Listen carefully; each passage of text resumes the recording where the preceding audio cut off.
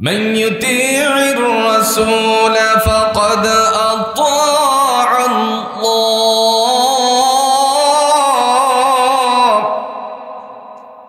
ومن تولى فما أرسلناك عليهم حفيظا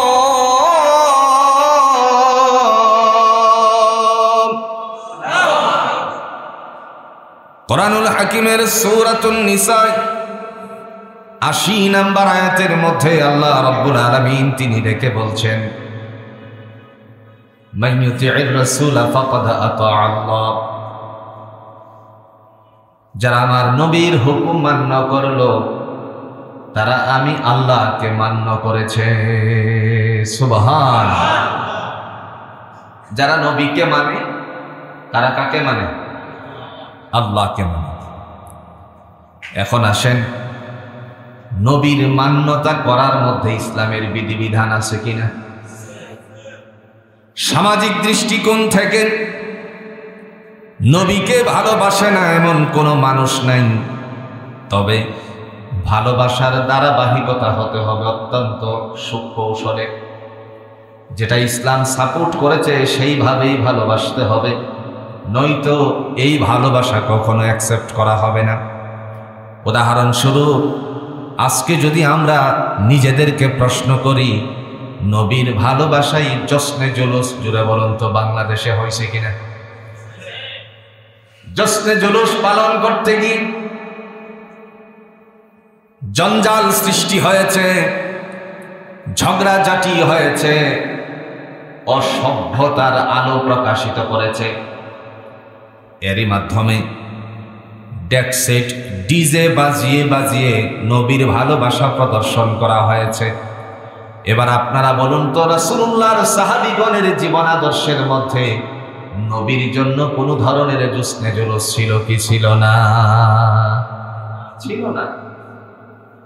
DJ party, deck set, আপনার কি বলে ওটাকে, পিকআপ ভ্যানের মধ্যে ডেকসেট বাজিয়ে রাস্তা দিয়ে হেঁটে গেছে। শুধু তাই নয়, আপনারা জানেন চিটাগংয়ের হাটহাজারী মাদ্রাসার সামনে কত যুবকরা মাদ্রাসার ছাত্রদেরকে দেখে দেখে ওয়াহাবে বলে গালি দিছে কিনা বলেন? যার কারণে সংঘাত সৃষ্টি হয়ে গেল। আল্লাহ পাক রব্বুল আলামিন তিনি ডাক দিয়ে বলেন, মান ইউতি'র রাসূল ফাকাদ আতা আল্লাহ, যারা আমার নবীকে মান্য করে তারা আমি আল্লাহর হুকুম মানে, তারা আমি আল্লাহকে মানে। নবীকে মানার জন্য দফা কয়টা? জোরে বলেন কয়টা? এ বসো। নবীকে মানার জন্য দফা কয়টা? 5টা। রাসূলুল্লাহ দফা পেশ করেছেন বুখারী শরীফের কিতাবুল ঈমান অধ্যায়ের মধ্যে। আল্লাহ রাব্বুল আলামিনের হাবিব বলেন, বুনিয়াল ইসলামু আলা খামস, মুসলমানদের বেনা, মুসলমানদের ভিত্তি জুড়ে বলেন কয়টা? 5টা। প্রথম নাম্বার শাহাদাতি আল্লাহ ইলাহা ইল্লাল্লাহ ওয়া আন্না মুহাম্মাদান আবদুহু ওয়া রাসূলুহু, সাক্ষ্য প্রদান করা আল্লাহ ছাড়া কোনো ইলাহ নাই, আল্লাহ ছাড়া কোনো মালিক নাই, সার্বভৌমত্বের মালিক হলো আল্লাহ। আকাশ আল্লাহর, জমিন আল্লাহর, সংবিধানও জুড়ে বলুন তো চলবে কার? কেউ যদি বলে শরিয়া সংবিধান আমরা মানি না, কথা কোন, তাহলে বোঝা যাবে ওদের মধ্যে ইসলাম নাই। যাদের ভিতরে ইসলাম নাই তারা কখনো নবীরে মান্য করতে পারে না। একটা উদাহরণ দিলে বুঝে আসবে। ধরেন আমি রাস্তা দিয়ে হেঁটে যাচ্ছি, আপনার অঞ্চলের একজন মানুষ আমাকে মারলো। যখন আমি আরেকজনের কাছে, এলাকার আরেকজনের কাছে বিচার দিলাম যে ভাই সে আমাকে বিনা কারণে অন্যায়ভাবে আঘাত করেছে, সে বলছে কি, আরো 2টা বাড়ায় দিলে না কেন? এবার আপনারা বলেন তো, বড় অপরাধীকে মারলো যে, নাকি যে আবার বলে দিল সে? কথাটা বোঝাতে পারি যে বিচার নালিশ করা হলো যার কাছে, যে বিনা কারণে আমাকে প্রহার করেছে, সে বলল আরো 2টা বাড়ায় দিলে না কেন? তাহলে বড় অপরাধীকে যে বিচার করার জন্য আরো 2টা বাড়ায় দেওয়ার কথা বলছে। এবার আপনারা বলেন তো, যে ইসলাম মানে না তার প্রতি আল্লাহ অসন্তুষ্ট, আর যে ইসলামের একদম ঘোর বিরোধিতা করে, ইসলামের কোনো বিধানের বিরোধিতা করে, মানুষকে মানতে দেয় না, বরঞ্চ মিডিয়ার সামনে এই কথা বলে আমরা ইসলামী সংবিধান মানি না, তাহলে অপরাধী আল্লাহর কাছে কে বেশি? কোরআনের নবী ডাক দিয়া বলছেন, সংবিধান কয়টা দিছেন? দফা কয়টা দিছেন? প্রথম নাম্বার দফা হলো লা ইলাহা ইল্লাল্লাহ মুহাম্মাদুর রাসূলুল্লাহ, আশহাদু আল্লা ইলাহা ইল্লাল্লাহ। তিনি বলছেন বুনিয়াদ ইসলামু আলা খামস, শাহাদাতি আল্লা ইলাহা ইল্লাল্লাহ ওয়া আন্না মুহাম্মাদান আবদুহু ওয়া রাসূলুহু। সাক্ষ্য প্রদান করেছেন। আল্লাহর বান্দা ঘোষণা দিয়ে বললেন, যে বা যারা বলবে আমার মালিক হলো আল্লাহ আর মুহাম্মদ সাল্লাল্লাহু আলাইহি সাল্লাম, অর্থাৎ আল্লাহ ছাড়া কোনো ইলাহ নাই, মালিক নাই, মুহাম্মদ সাল্লাল্লাহু আলাইহি সাল্লাম আল্লাহ প্রেরিত রাসূল বলে যারা স্বীকার করবে, প্রথম নাম্বার দফা তারাই বাস্তবায়ন করেছে। সুবহানাল্লাহ। এবার বলুন তো, নবীজি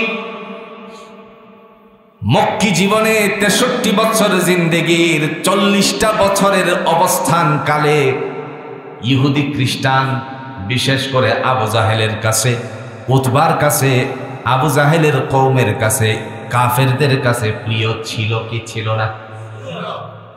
সকলের কাছে প্রিয় ছিল। যেই মাত্র তিনি বললেন আল্লাহ ছাড়া কোনো মালিক নাই, নবুয়ত প্রাপ্ত হলেন, ওয়াহির বাণী নিয়ে মানুষের মাঝে প্রকাশ করলেন, সাথে সাথে আবু জাহেল বলল, ভাতিজা নতুন কথা তুমি আবিষ্কার করেছো, 333 কোটি দেবতা তুমি কোন জায়গায় রাখবে?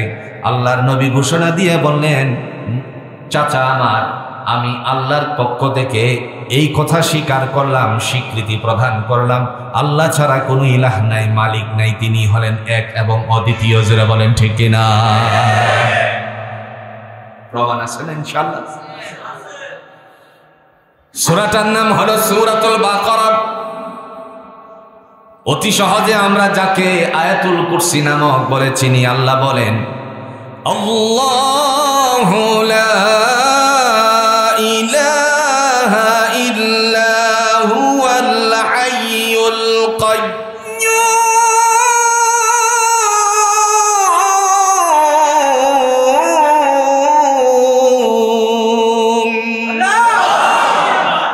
আমি হলাম এমন সত্তা যার সাথে কোনো অংশীদারিত্ব নাই, আল হাইয়ুল কাইয়্যুম, তিনি চিরঞ্জীব, চিরস্থায়ী ছিলেন, আছেন এবং থাকবেন।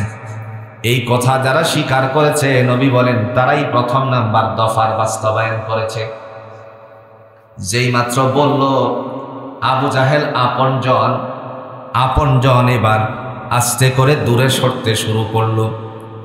আপনারা জানেন আবু লাহাবের কথা কোরআনে আছে কিনা? কোন তাব্বাত ইয়াদা আবি লাহাব, এই যে আবু লাহাবের কথা আসছে, নবী মুহাম্মদ সাল্লাল্লাহু আলাইহি ওয়াসাল্লাম পৃথিবীতে আগমন করার সাথে সাথে তার ঘরের যে বাদী এই সংবাদটা দিয়েছিল আব্দুল্লাহর বেটা, অর্থাৎ আব্দুল্লাহ তার যে ভাই ছিল রাসূলুল্লাহর পিতাজান, তার অর্থাৎ বিবির গর্ভে আমিনার গর্ভ থেকে একজন সন্তান পৃথিবীতে আগমন করেছে।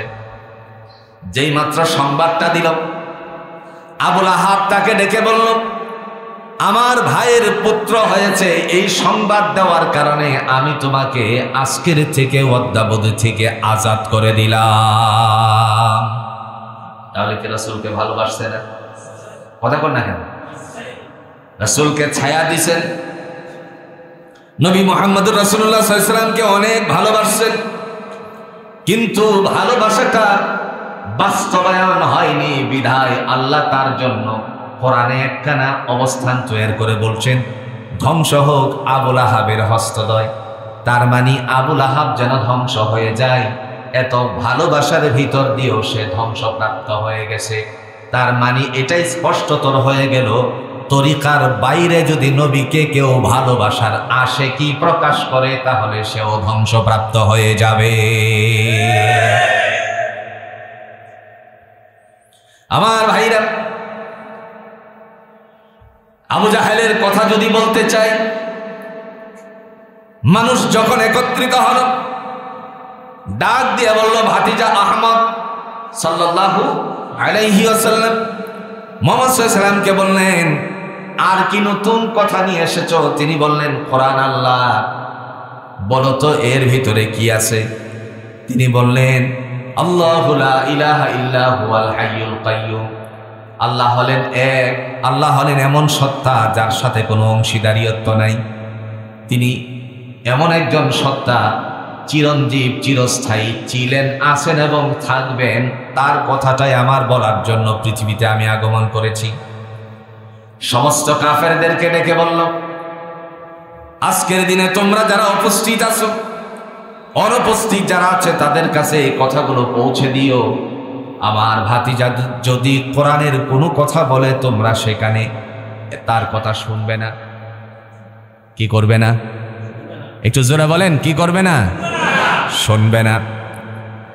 যেই মাত্র বলল তার কথাগুলো শুনবে না, কোরআনে তার দলিল আসেনি? وقال الذين كفروا لا تسمعوا لهذا القرآن والغوا فيه لعلكم تغلبون।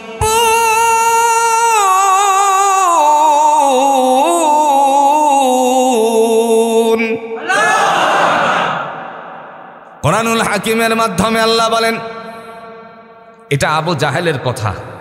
আল্লাহ কোরআনের মধ্যে তার কুটুক্তিটাকে প্রকাশ করেছেন। ওয়াকাল আল্লাযীনা কাফারু, সে বলতো কাফেরদেরকে ডেকে ডেকে, লা তাসমাউ লিহাদাল কোরআন, তোমরা আমার ভাতিজার কোরআন শ্রবণ করো না। যেই মাত্র বলল আমার ভাতিজার কোরআন তোমরা শুনিও না, শুধু শুনবে না এই কথা বলে শেষ করে দেয় নাই, ঘোষণাপত্রের মাধ্যমে জানিয়ে দিল, ওয়ালগাউ ফীহি লাআল্লাকুম তাগলিবুন, সেই জায়গাটার মধ্যে তোমরা বরং আরো হট্টগোল সৃষ্টি করবে, আরো ঝগড়াঝাটি সৃষ্টি করবে, আওয়াজ তুলবে। এবার আপনারা বলুন তো, কোরআনের বিধান জমিনে বাস্তবায়ন করার জন্য ঘোষণাটা দিয়েছেন কে?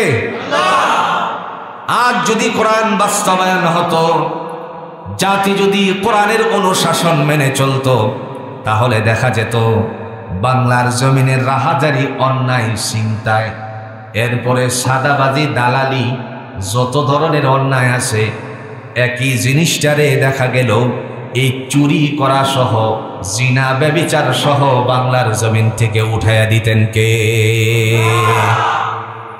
রাসূলুল্লাহ জীবন আদর্শের মধ্যে বলেন তো, চুরির বিচার আসেনি? নবীজি কি চুরের বিচার করছিলেন? করেছিলেন। কিভাবে করছিলেন কনসাই? একটু জোরে বলেন। একজন চোর যদি ধরা পড়ত, বাইতুল মুকাররমের সামনে আব্দুল মালিক হাফিজাহুল্লাহ ওনার মাধ্যমে যদি, নির্দেশনার মাধ্যমে যদি দেখা যেত জল্লাদ এক চোরের হাত কাটছে, বাংলার জমিনে বিভিন্ন পত্র পত্রিকা সহ, সোশ্যাল মিডিয়া সহ, এরপরে সাংবাদিকদের যেই সমস্ত মিডিয়া আছে, এনটিভি, এরপরে এসএ টিভি, আরো যত টেলিভিশন আছে, সমস্ত টেলিভিশনে যদি সংবাদটা প্রকাশিত হতো, তাহলে আমার মনে হয় বাংলার সুরগুলো সবাই চিন্তা করত, হাতটা আমার সাথে থাকুক, আমি আর চুরি করতে চাই না, চোরগুলো আল্লাহর ওলিতে পরিণত হয়ে যেত। চোরেরা চুরি করতো না, কারণ চিন্তা করতো এত সুন্দর হাত, একবার হাতের দিকে চাইতো, আবার চোরের কথা চিন্তা করতো। ব্যভিচারের শাস্তি যদি কোরআনের মাধ্যমে হতো, তাহলে বাংলার জমিনের মধ্যে আর পাপিয়ার মতন এরকম পাপিষ্ট বাংলার জমিনে আসতো না। ভুলে গেছেন নাকি? কথাটা মনে পড়ছে? আমার ভাইরা, আজ আমরা সমাজে লক্ষ্য করছি, সমাজ ব্যবস্থাপনার মধ্যে এটা ধরা পড়তেছে। 2 সন্তানের জননী, 3 সন্তানের জনক, 2 সন্তানের মা, 3 সন্তানের বাবা। দেখা গেল আবার 40 বছর 35 বছরের আল্লাহর বান্দি 22 বছরের যুবকের সাথে উড়াল দিছে, পরে কট খাইছে। কথা কন না কেন?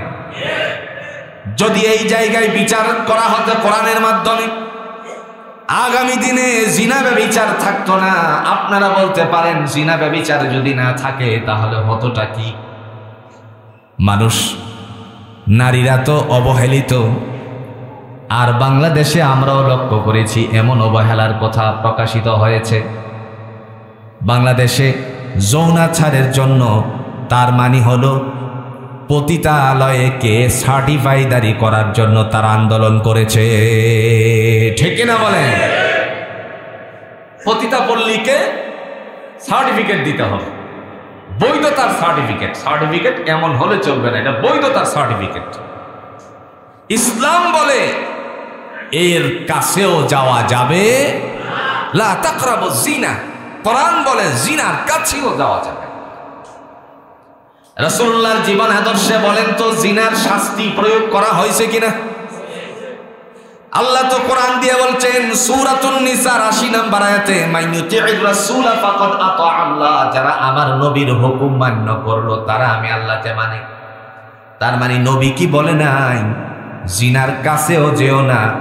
আর নবীর উম্মতেরা দেখা যায় ব্যভিচারের মধ্যে 3 সন্তান রেখে, স্বামী বিদেশে রেখে তারপরে পরপুরুষের সাথে উড়াল দেয়, তারপরে কটকায়। কথা কন নাকে? এই যে সমাজ ব্যবস্থাটা হলো, যদি সমাজের এই সামাজিকতাকে পাল্টানো প্রয়োজন মনে করি তাহলে আল্লাহর জমিনে আল্লাহর দিন কায়েমের প্রয়োজনীয়তা আছে কিনা? জমিন আল্লাহর, হুকুমও চলবে কার? আল্লাহ। আল্লাহ রাব্বুল আলামিন তিনি আরো বলেন, যদি তোমরা আমার নবীর আনুগত্য করো তাহলে আমি আল্লাহ তোমাদের জন্য ভালোবাসার দুয়ার খুলে দিব। কে বলছেন? দলিল আছে? কথা কোন? কুল ইন কুনতুম তুহিব্বুনাল্লাহ ফাত্তাবিউনি ইউহিব্বুকুমুল্লাহ ওয়া ইয়াগফির লাকুম যুনুবাকুম ওয়াল্লাহু গফুরুর রাহিম।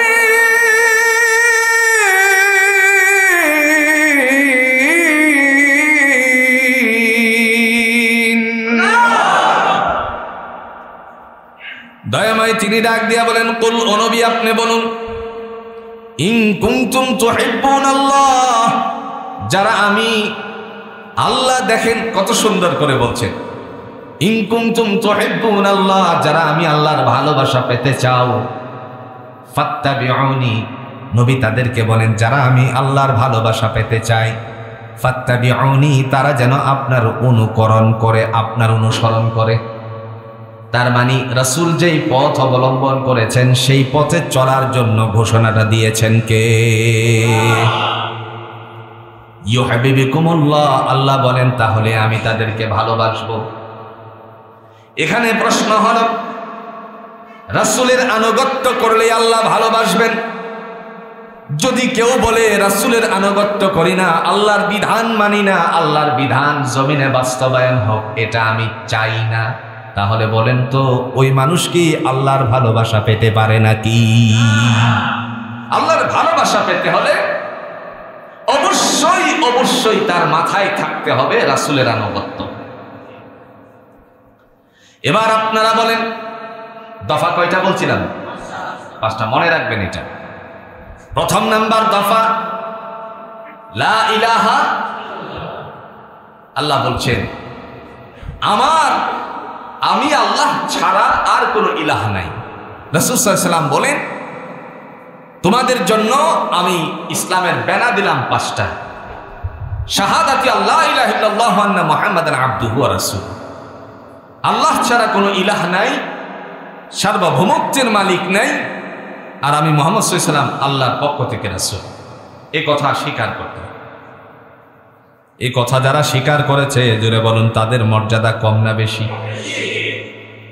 আপনারা যারা হজ করেছেন অনেকেরই জানা আছে, কিং আব্দুল আজিজ গেট দিয়ে বের হলে পরে মক্কার কাবা ঘরের সবচেয়ে বড় যে গেটগুলো আছে, প্রধান গেটের নাম হলো কিং আব্দুল আজিজ। গেট দিয়ে বের হলে পরে একটা টাওয়ার দেখা যায়, যেখানে ক্লক ঘড়ির টাওয়ার। হাতের ডান দিকে তাকালে পরে দুইটা বিল্ডিং, ম্যাকডোনার উপরে চারতলাতে একটা মসজিদ আছে, যে মসজিদটার নাম হলো মসজিদ আবু বকর সিদ্দিক রাদিয়াল্লাহু তাআলা আনহু। এখানেই ছিল হযরত আবু বকর রাদিয়াল্লাহু তাআলা আনহুর বাড়ি। আল্লাহ রাব্বুল আলামিনের বান্দা এই বাড়িটার মধ্যেই বসবাস করতেন। যখন রাসূল বললেন আল্লাহ ছাড়া কোনো ইলাহ নাই, তিনি দৌড়ে গেলেন। দৌড়ে যাওয়ার পরে মুহূর্তের মধ্যে আল্লাহ পাক রব্বুল আলামিনের বান্দা নবী মুহাম্মদ সাল্লাল্লাহু আলাইহি ওয়াসাল্লামের কাছে গিয়ে বললেন, সাদাকতা ইয়া রাসূলুল্লাহ, সাদাকতা ইয়া আহমদ। নবী গো, আপনি যা বলছেন সেই কথাগুলোর উপর আমি সত্যতা প্রকাশ করলাম, বিশ্বাস স্থাপন করলাম। জোরে কন্যা সুবহানাল্লাহ। তিনি এত বিশ্বাসশীল ছিলেন, আবু জাহেল যত পরিকল্পনা করেছে সমস্ত পরিকল্পনা নস্যাৎ করে দিয়েছেন হযরতে আবু বকর সিদ্দিক রাদিয়াল্লাহু তাআলা আনহু।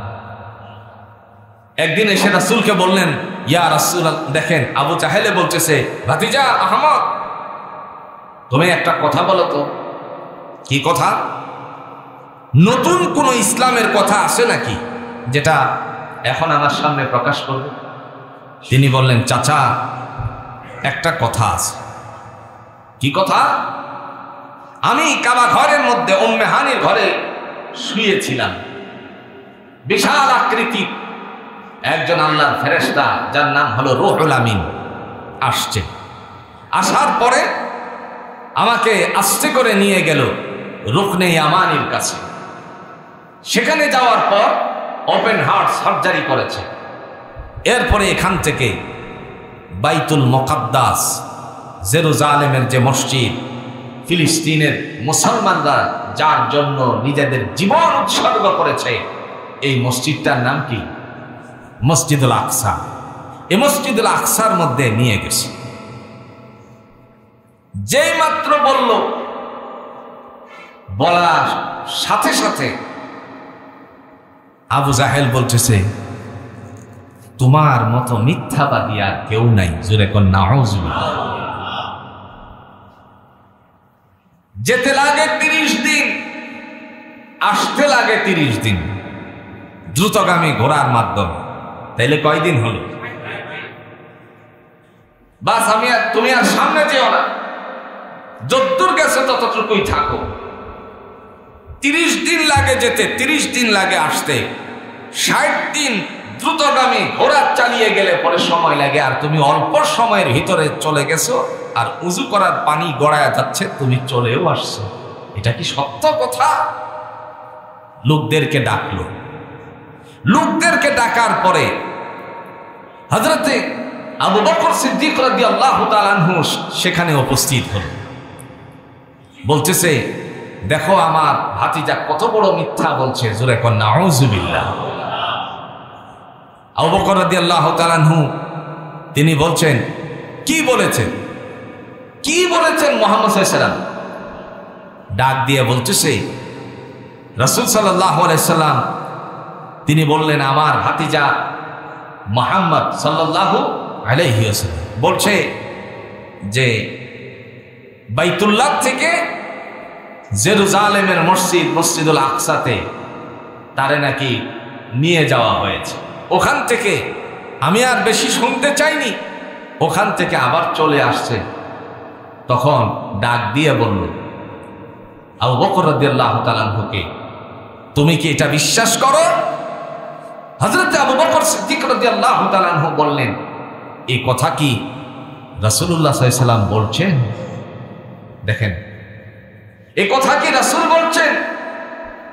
আবু জাহেল বলে, আমার ভাতিজা আহমদ সামনেই তো আছে, আমি তো অগোচরে কথা বলি নাই, জিজ্ঞেস করো তুমি।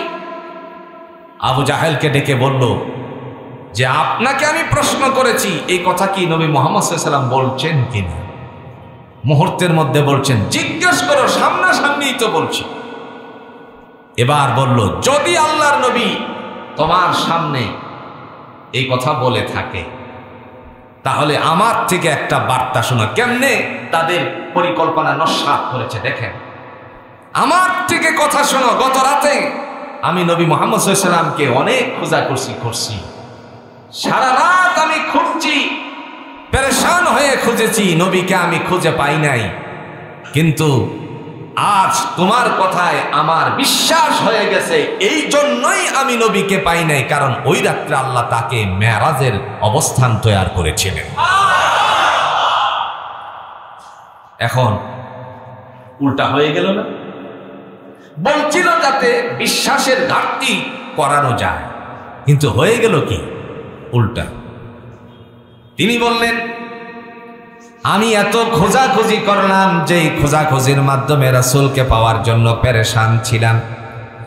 মনে মনে চিন্তা করলাম, কাফের সম্প্রদায়ের মানুষেরা কি আল্লাহর নবীকে হত্যা করে ফেললো কিনা, কোথাও ফেলে দিল কিনা। মক্কার অলিগলিতে আমি খোঁজাখুঁজি করলাম, বহুবার চেষ্টা করেছি, অনেক জায়গায় আমি খুঁজতে খুঁজতে পেরেশান হয়ে গেছি। চিন্তা করলাম কাফেররা কি মেরে ফেলে দিল কিনা। তুমি সকালে যখন ডাকটা দিলে, সেই ডাকটার সাড়া দিয়ে আমি দ্রুতগামী তোমার সামনে উপস্থিত হলাম। আবুল হাকাম, শোনো, আজ তোমার এই বক্তব্য আমার অন্তরকরণে এমন ভাবে গেঁথে গেল, গত রাতের পেরেশানি দূর হয়ে গেল। মুহাম্মদ সাল্লাল্লাহু আলাইহি সাল্লাম নিঃসন্দেহে আল্লাহর সান্নিধ্য লাভ করেছে। এই কাফেররা নবী মুহাম্মদুর রাসূলুল্লাহ সাল্লাল্লাহু আলাইহি ওয়াসাল্লামের কথাগুলো বিশ্বাস স্থাপন করত না। আর যারা বিশ্বাস স্থাপন করেছিল তাদের জন্য শুভনীয় বার্তা, জোরে বলুন, দান করেছেন কে? শুভ বার্তাটা কি? উলাইকা আলা হুদাম মির রাব্বিহিম ওয়া উলাইকা হুমুল মুফলিহুন।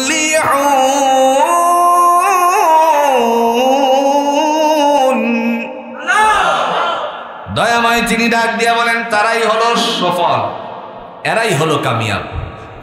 তারা কারা? এদের মধ্যে 4 প্রকার বর্ণনা আসছে আয়াতে কারিমার অংশ বিশেষের মধ্যে। ওয়ান্নাবিয়্যিনা ওয়াস-সিদ্দীকিনা ওয়াশ-শুহাদা'i ওয়াস-সালিহিন। এই শ্রেণীর সফল আর আল্লাহর কাছ থেকে সুপথপ্রাপ্ত এই দলটা হলো 4 শ্রেণীতে বিভক্ত। কয় শ্রেণী? প্রথম নাম্বার হলো নবীদের, 2 নাম্বার নবীদের সাথী যারা ছিল আসহাব, 3 নাম্বার ওয়াস-শুহাদা যারা আল্লাহর রাস্তায় জীবন উৎসর্গ করেছে, 4 নাম্বার ওয়াস-সালিহিন যারা নেককার। এরাই হলো সুপথপ্রাপ্ত, এর বাইরে কোনো মানুষ কামিয়াব হতে পারে না। ও যে আমাদের এক সমাজে একটা কথা আছে না, সফল ব্যবসায়ী আছে কিনা? কোন সফল ব্যবসায়ী কথা আছে কিনা? ওহ, চাকরি জীবনে সে সফল, হ্যাঁ, ব্যবসা জীবনে সে সফল, পারিবারিক জীবনে সে সফল, পারিভাষিক জীবনে সে সফল। এই যে সফল সফল সফল কথা আসছে, আল্লাহ কয় এরা সফল আমার কাছে। আমার কাছে হলো তারা সফল। কদ আফলাহাল মুমিনুন, মুমিনেরাই একমাত্র সফলতা অর্জনকারী। আর একটু জোরে কন্যা সুবহানাল্লাহ। আল্লাহর কাছে সফল কে? মুমিন, যার অন্তরকরণে আছে আল্লাহ এক, আল্লাহ ছাড়া আর কোনো ইলাহ নাই, সর্বক্ষেত্রেই আল্লাহকে ভালোবাসে। কথা কোন ঠিক কিনা? বিপদে পড়লেও সই, সুদিনে থাকলেও না আল্লাহ থেকে দূরে সরে গেছে। এক শ্রেণীর মানুষ আমরা বাংলার জমিনে দেখেছি, যারা বিপদের সময় ধৈর্য ধারণ করেছে, যাদের মানুষগুলোকে নিরপরাধ মানুষগুলোকে অপরাধী সাব্যস্ত করে ফাঁসি কাস্টে ঝুলাইছে। তারপরেও ধৈর্য ধারণ করেছে। মা আসাবাতহুম মিন মুসিবা ক্বালু ইন্না লিল্লাহি ওয়া ইন্না ইলাইহি রাজিউন। বিপদে পড়লে পরে মুসিবত আসে কেবল কার পক্ষ থেকে? আল্লাহর হুকুম ছাড়া, আল্লাহর পক্ষ ছাড়া মুসিবত আসে না। যেহেতু মুসিবত এসে পৌঁছে গেছে, এখন কি বিচলিত হয়েছে না ধৈর্য ধারণ করেছে? আজ সমাজের মধ্যে সবচেয়ে গুরুত্বপূর্ণ বিষয় হয়েছে একটি, যেটি হচ্ছে যেই তকমা লাগিয়ে বাংলার শুধু নয় বিশ্বের সমস্ত আলেমদের কাছে পরিচিত মুখ এবং হৃদয়ের মানুষ আল্লামা দেলোয়ার হোসেন সাঈদী রাহিমাহুল্লাহ, যাকে নানা ধরনের অজুহাত দিয়ে মামলা হামলা করা হয়েছিল, হসপিটালের বেডে তাকে পৃথিবীর থেকে বিদায় করা হয়েছিল। ওই মামলার সাক্ষীগণ এসে মানুষের সামনে নিজেদের পাপ মোচনের উদ্দেশ্যে আল্লাহর কাছে ইস্তেগফার করে বলতে শুরু করেছে, যেই কারণে তার বিরুদ্ধে আমরা সাক্ষী দিয়েছিলাম ওই মানুষ এই অপরাধের সাথে জড়িত ছিল না। আমরা একটা বিশেষ চাপের মুখে পড়ে আমাদের এই কথাগুলো বলতে হয়েছে। দেখেন, আল্লাহ সুবহানাহু ওয়া তাআলা মানুষকে এইভাবেই পবিত্র করেন। হাদিসের একটা কিতাব আছে রিয়াজুস সালিহিন, অনেক বড়, আপনার লম্বা হাদিসটা রিয়াজুস সালিহিনের মধ্যে একটা মোটা কিতাব। তাফসীরে জালালাইন শরীফে এই সাবজেক্টটা পড়ানো হয়। এই রিয়াজুস সালিহিনের মধ্যে 3 জন শিশু কোলে থাকা অবস্থায় কথা বলেছেন। কয়জন শিশু? 3 জন। এর মধ্যে একজন শিশু ছিল, আপনি বসেন, এখানেই বসেন, এখানেই বসেন, যেখানে বসেন এখানে বসেন। তার মধ্যে একজন শিশু ছিল, যে শিশু একজন পতিতা নারীর গর্ভ থেকে পৃথিবীতে এসেছে। এই অবস্থায় লোকেরা বলল তার জন্মদাতাকে, বাবাকে। যখন বলল তার বাবাকে, বলছে অমুক আবেদ। সর্বনাশ, বলো কি? সে তো অনেক ভালো মানুষ, অনেক লম্বা হাদিস। লোকেদের মুখে তার যখন সুনাম ছিল, সুনাম থাকার কারণে আপনার মহিলা এসে বলতেছে তার সুনাম ধ্বংস করতে আমার বেশি সময় লাগবে না। তুমি কেন? কেউ পারবে না, কারণ সে আল্লাহকে ভালোবাসে। রাতের বেলায় দরজার সামনে গিয়ে যখন আওয়াজ দিল, কড়া দিল, দরজা খুলছে, বলছে আমাকে একটু আশ্রয় দেন। দিল, বলল যে এখানে আপনি আর আমি ছাড়া আর কেউ না, আমার দিকে অগ্রসর হলে আমি বাধা দিব। তিনি বললেন আল্লাহর আশ্রয় প্রার্থনা করছি, মাআযাল্লাহ, আল্লাহর আশ্রয় প্রার্থনা করছি। যখন এই কথা বলল, তখন মহিলা রাগে ঘর থেকে বেরিয়ে গেল।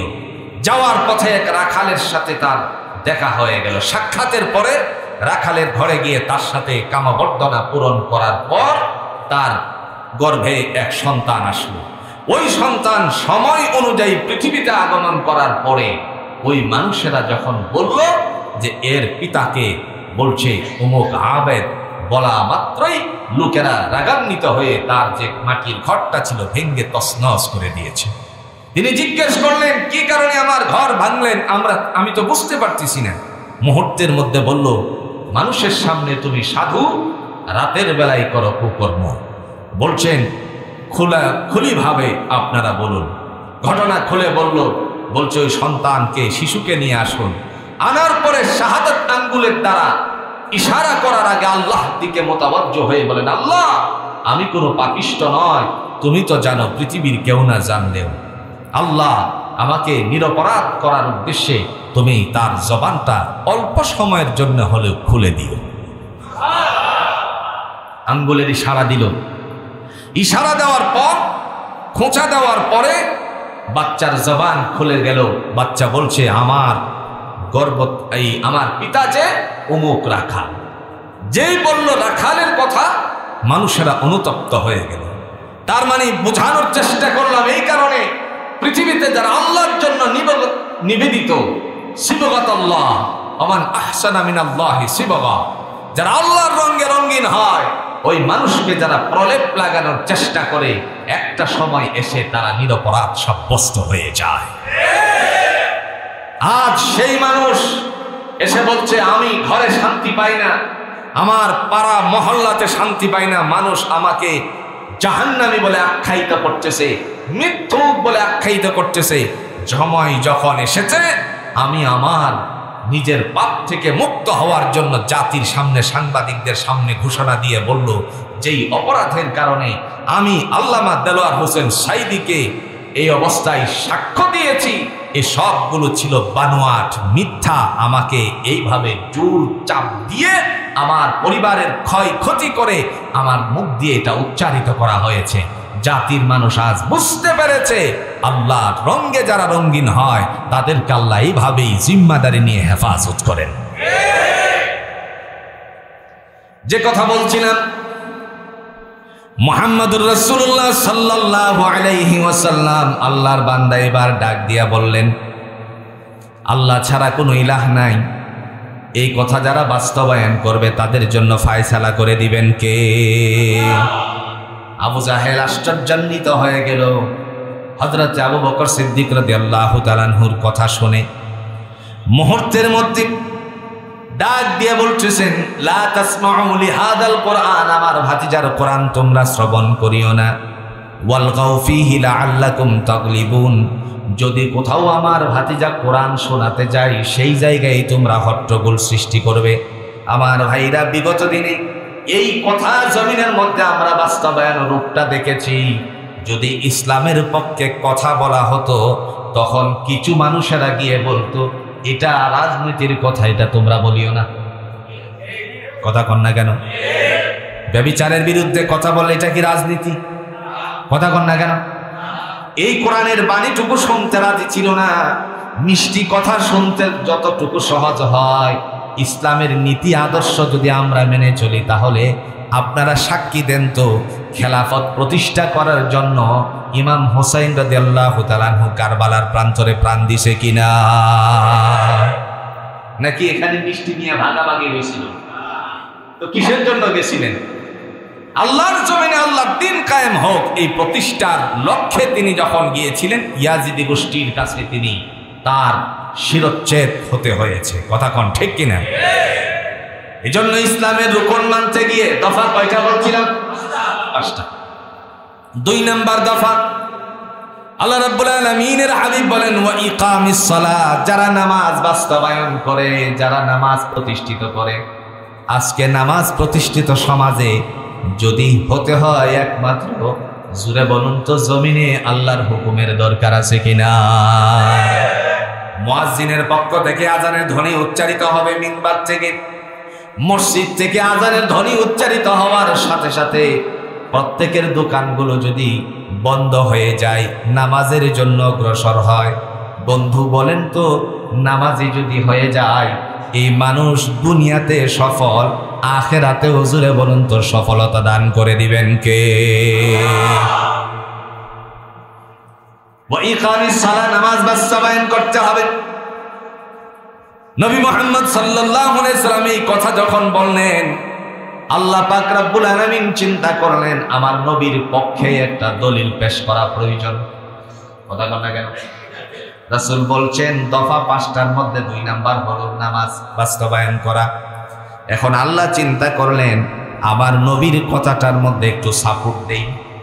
আপনি বলেন তো, একজন একটা কথা বললে পরে 2 জন পিছন দিক দিয়ে যদি বলে হ্যাঁ সত্য কথাটা বলছে, তাহলে এই কথাটা জোরদার হয় কি হয় না? সাপোর্ট দেই। আল্লাহ বলতেছেন সাপোর্টটা কি?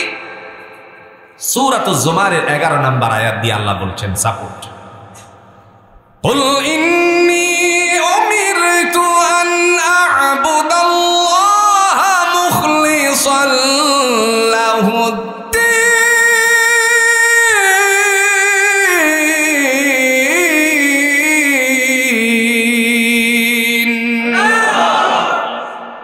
আল্লাহ বলেন কুল, ও নবী আপনি বলুন। নবীর মুখ দিয়ে আল্লাহ বলাইতেছেন ইন্নী উমিরতু, কেন পৃথিবীতে আপনাকে পাঠালাম?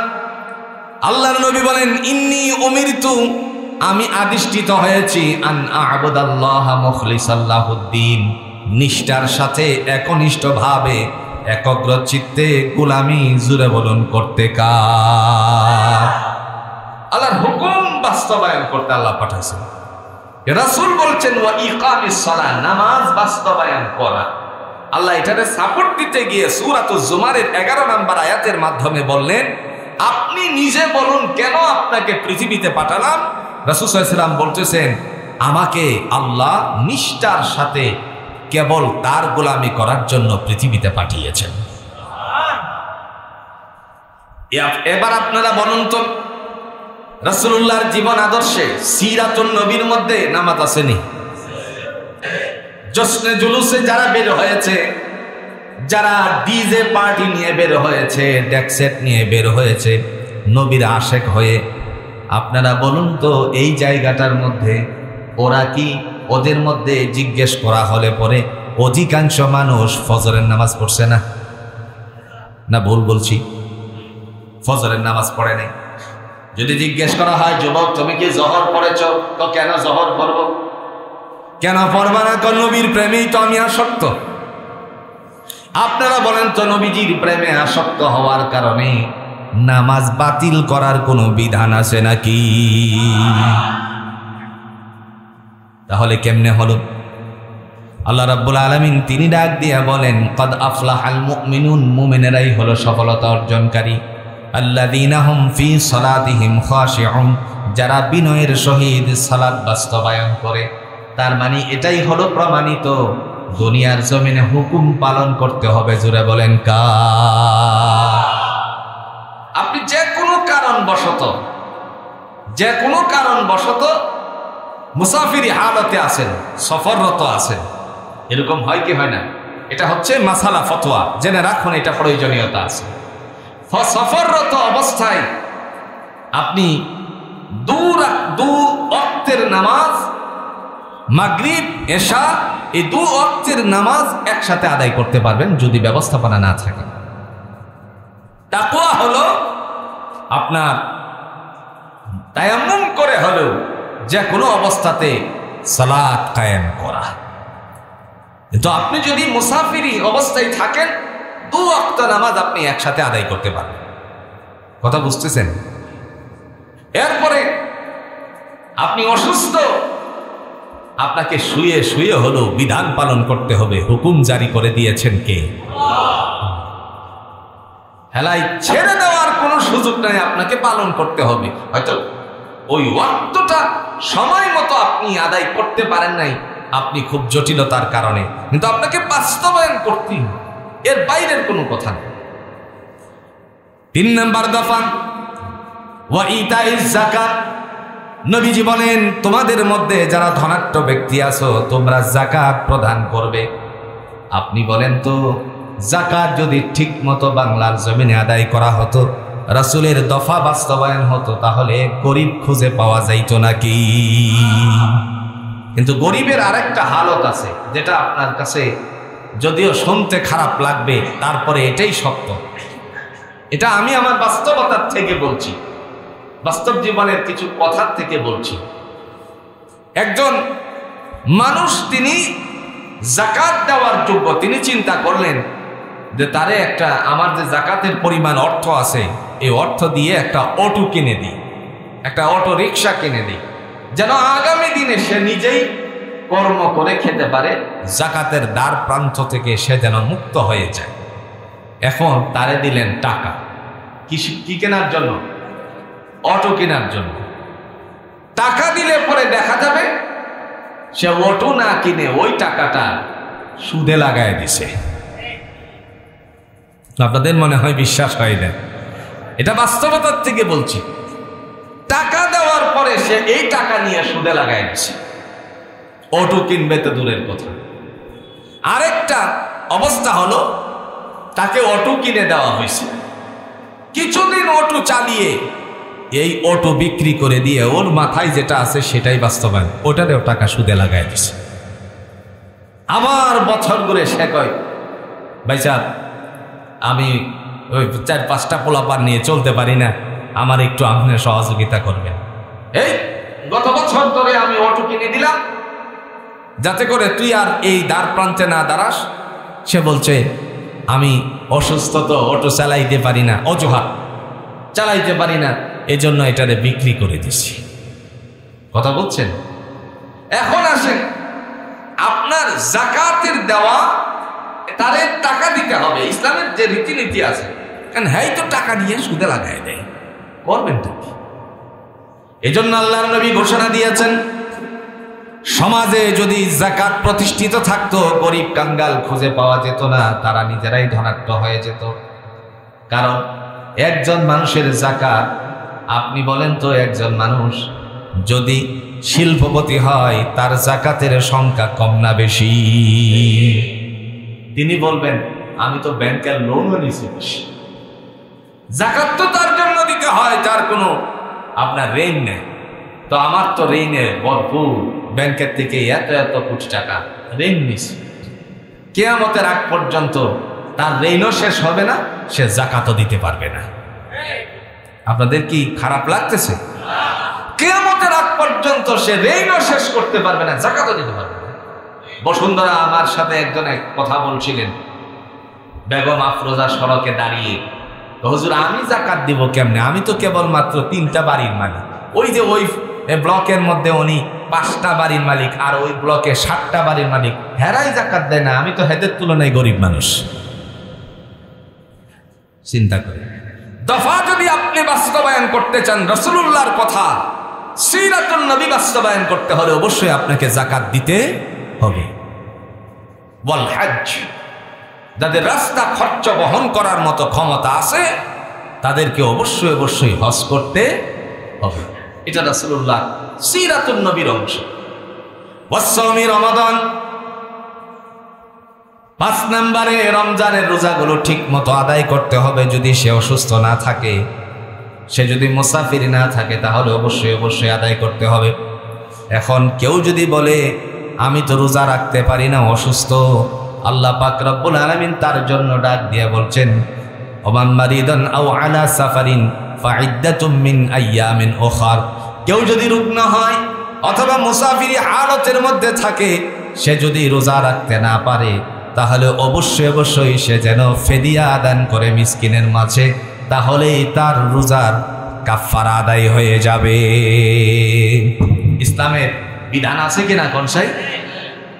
অবশ্যই সেই অনুযায়ী চলতে হবে।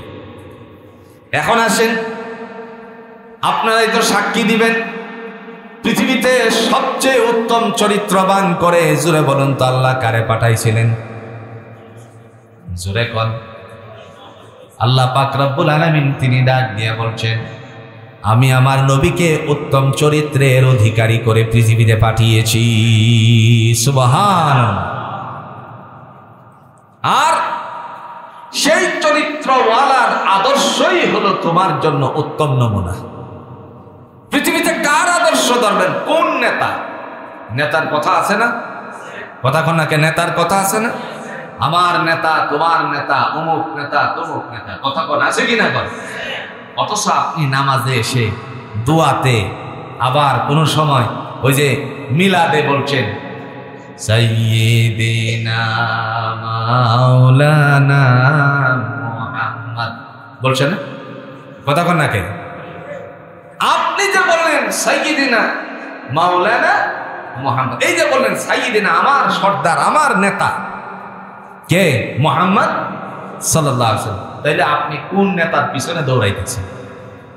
আপনি তো নেতা মানছেন মুহাম্মদ সাল্লাল্লাহু আলাইহি ওয়াসাল্লাম। তার মানে এটাই স্পষ্ট হয়ে গেল। আল্লাহ কোরআন দিয়ে বলছেন, লাকাদ কানা লাকুম ফি রাসূলিল্লাহি উসওয়াতুন হাসানা। তোমার নবীর আদর্শের মধ্যে রয়েছে তোমার উত্তম নমুনা। তার মানে নবীর আদর্শ যারা মেনে চলছে, তাদের জন্য জুরে বলুন তো ফায়সালা করে দিয়েছেন কে? এই কারণে কোরআন বলেন, ওয়ামান তাওয়াল্লা, সূরা নিসার ৮০ নম্বর আয়াত, মনে আছে তো? একটা অংশের কথা বলছিলাম, এখন দ্বিতীয় অংশের শেষাংশ।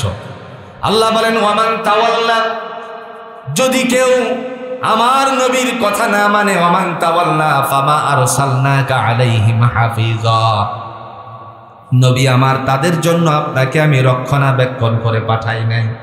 তার মানে হলো, যারা নবীর কথা মানবে না, আল্লাহ তাদের জন্য ফায়সালা করবে না। যারা নবীর কথা মানবে তাদের জন্য উত্তম ফায়সালাকারী কে?